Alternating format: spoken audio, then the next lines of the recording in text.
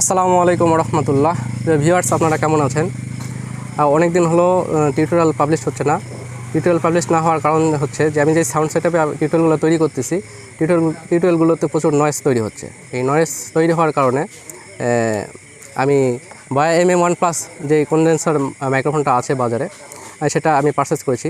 তো এটা আনপ্যাকেজিং করা হয়েছে। এই যে মাইক্রোফোনটা পারচেস করেছি, এই মাইক্রোফোনটার কোয়ালিটিটা আজকে আমি আপনাদেরকে রিভিউ করে দেখাবো, এবং এটাতে যদি সমস্যা থাকে আমি আবার একটা মাইক্রোফোন পারচেস করবো। চেঞ্জ করার পর আমরা কী পেয়েছি mm1+ প্যাকেজ থেকে, আর আমাদেরকে যেটা দিয়েছে এই যে শর্টকাট মাইক্রোফোন। হ্যাঁ, এটার হচ্ছে এই মাইক্রোফোনটার আপনাদেরকে আমি দেখাই। এটা হচ্ছে অডিও পোর্ট।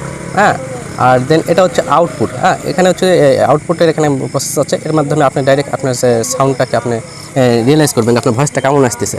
তো এর সঙ্গে যেটা ওরা আমাদেরকে দিয়েছে নয়েজ ক্যান্সেলিংয়ের জন্য, ওরা একটা দিয়েছে যে এটা আমি যখন ইউজ করব, হ্যাঁ আপনাদেরকে দেখা, এটা এইভাবে এটা ইউজ করতে হবে যখন আমি লোকালয়ে থাকবো, হ্যাঁ পাবলিক প্লেসে থাকবো।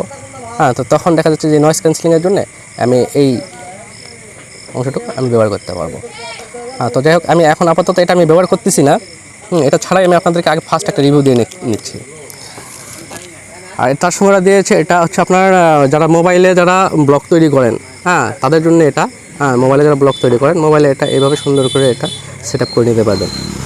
এটাকে এইভাবে সুন্দর করে সেট আপ করে নিতে পারবেন, নিয়ে তারপর এটা মোবাইলের স্ট্যান্ডে এটা সেট করে নেবেন। আর দেন ওরা আমাকে যেটা মোবাইল সেট আপের জন্য ওরা যেটা দিয়েছে, হ্যাঁ মোবাইল প্লাস পিসি যেটাই বলেন, হ্যাঁ ট্যাবলেট যেটাই বলেন, সেটা যে কেবলটা দিয়েছে এটা। আচ্ছা হ্যাঁ, ভালো কথা বলে, এটা হচ্ছে TRS কেবল। এর হচ্ছে জ্যাক হচ্ছে TRS কেবল। এটা হচ্ছে 4টা পিন আছে, যেটা হচ্ছে অডিও পোর্টটা এখানে আসবে। অডিও পোর্টটা এখানে আসবে। দেন এই পাশে এটা যাবে হচ্ছে আপনার স্মার্টফোন। এখানে আপনারা ওরা ছবি দিয়ে দিয়েছে। হ্যাঁ, এখানে স্মার্টফোনের ছবি দিয়েছে, ট্যাবলেট কিংবা যেটা হোক এটা সেখানে যাবে। হ্যাঁ, এটা হচ্ছে সেটা, এই কেবলটা এই কারণে দেওয়া হয়েছে। আর যারা DSLR ব্যবহার করবেন, DSLR-এর জন্য কেবল দেওয়া আছে। DSLR অথবা ক্যামেরা যারা ব্যবহার করবেন তাদের জন্য এই কেবল।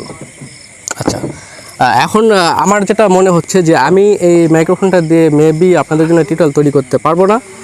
যদি তৈরি করতে হয় আমাকে আরও 2-3 দিন দেরি করতে হবে। তার কারণটা হচ্ছে বলে নেই, যেহেতু আমাদের স্ক্রিন রেকর্ডে আমরা টিউটোরিয়াল তৈরি করি, তো এটার যে সমস্যা তৈরি হচ্ছে, আমি ইউটিউবে অন্যান্য ইউটিউবারদের রিভিউ দেখছি, হ্যাঁ যেখানে এই ডিটেলস, এই মাইক্রোফোনের সময় ডিটেলস কেউ পিসিতে কীভাবে ব্যবহার করবে ডিটেলস কেউ বলে না। এটার ম্যানুয়ালে যেটা পড়ে দেখলাম, ম্যানুয়ালে এখানে বলতেছে যে হচ্ছে যে ম্যাক সাপোর্টেড।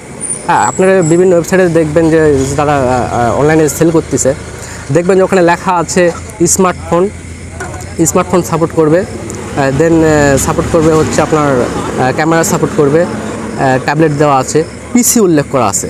আমি পিসিটা দেখে আমি পারচেস করছিলাম।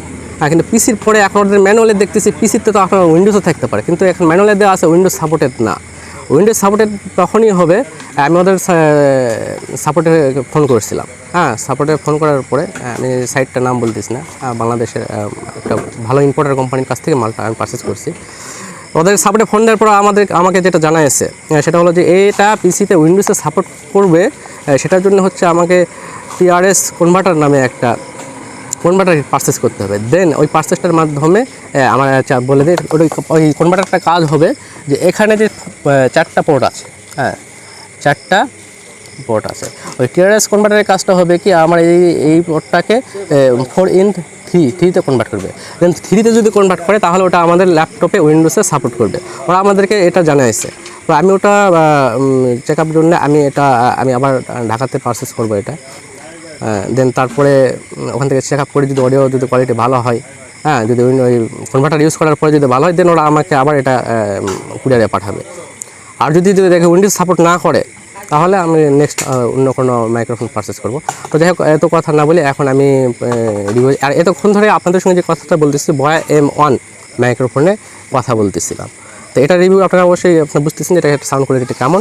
এখন আপনাদেরকে আমি যেটা দেখাবো সেটা হচ্ছে যে এই বয়া MM1+, এটার মাইক্রোফোনটার কোয়ালিটিটা কেমন। ওর সঙ্গে আমাদেরকে একটা দিয়েছে, আপনারা যদি ট্রাভেলিংয়ে থাকলে কিংবা যারা ব্লগ করেন তারা অলওয়েজ ট্রাভেলিংয়ে থাকেন, কথা বলেন, তাদের জন্য এই ব্যাগটা দেওয়া হয়েছে।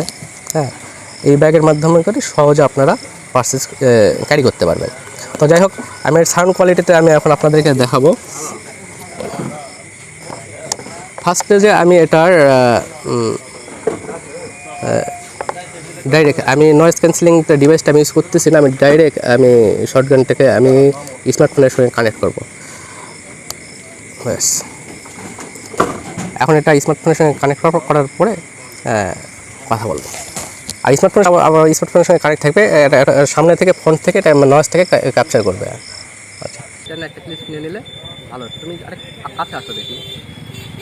এই শোনো, এটা এটা হ্যাঁ হ্যাঁ ভিউয়ার্স, এখন আমি mm1+ যে শর্টগান মাইক্রোফোনটা, এটা আমি স্মার্টফোনে কানেক্ট করেছি। এখন আপনারা এই দুটো Boya M1 এবং mm1+ যেটা মাইক্রোফোন, এইটার সাউন্ড কোয়ালিটিটা আপনি বুঝতে পারতেছেন দুটার মধ্যে পার্থক্যটা কেমন আছে। এখানে হয়তো বা নয়েজ কিছু আসতেছে। আরেকটা জিনিস আপনাদেরকে দেখাই, এটা এমন একটা মাইক্রোফোন, এটা যত কাছে নেবেন সাউন্ডটা তত ক্লিয়ার আসবে। আর একটু যদি আপনি দূরে যান সাউন্ডটা একটু লং ডিস্টেন্স থেকে ওরকম কোয়ালিটিটা একটু নর্মাল হবে। যার কারণে এটা রেকর্ডিংয়ের সময় এটা একটু কাছে নিতে হবে, যাতে বেশি ডিস্টেন্স না হয়, এটা একটু খেয়াল করতে হবে আপনাদেরকে। আর এই মাইক্রোফোনটা হচ্ছে বিশেষত হলো যে এটা এই সাইড থেকে চতুর্দিক থেকে নয়েজ ক্যাপচার করতে পারে। আর এটার জন্যে যখন আপনি পাবলিক প্লেসে থাকবেন তখন এই নয়েজ ক্যান্সেলিংয়ের জন্য যেটা দিয়েছে এটাকে ইউজ করতে পারে। তাহলে আচ্ছা, আমি এটা কানেক্ট করি, তারপরে দেখাচ্ছি, তাহলে আপনি দুটার কোয়ালিটিটা বুঝতে পারবেন।